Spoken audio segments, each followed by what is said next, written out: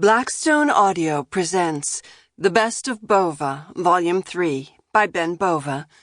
This book is read by Paul Boehmer, Ben Bova, Cassandra Campbell, Gabrielle de Cuir, Justine Eyre, Susan Hanfield, Alex Hyde-White, Arthur Morey, Margy Moore, and Stefan Rudnicki.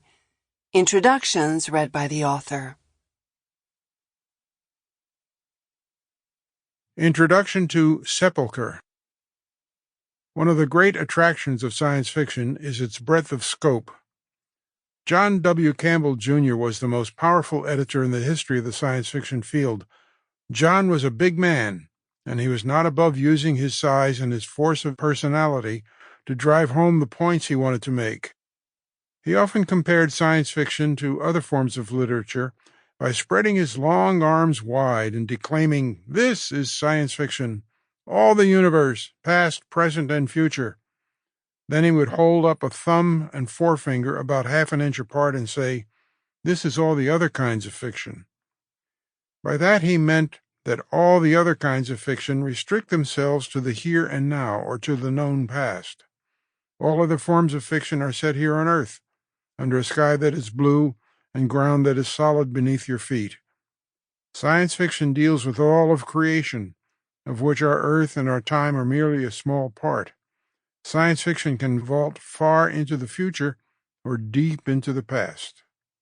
Indeed, science fiction has often been called the literature of ideas. This has been both its strength and its curse. All too often the idea takes center stage, and all other considerations of good fiction, such as characterization, plot, mood, color, etc., become weak and pale. In its worst manifestation, the supremacy of the idea generates the gimmick story, in which a brilliant protagonist meets a problem that has stumped everybody else and solves the problem with hardly breaking a sweat. Gimmick stories are predictable. Their characters are usually wooden. Such stories are essentially vehicles for the author to show off how bright he or she is.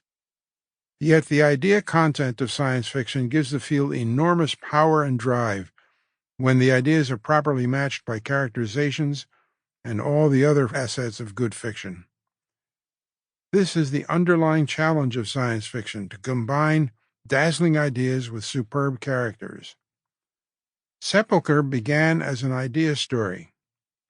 For years I had a tiny scrap of paper tucked in my ideas file. It read, "Perfect artwork. Everybody sees themselves in it." The idea intrigued me, but the Sample complete.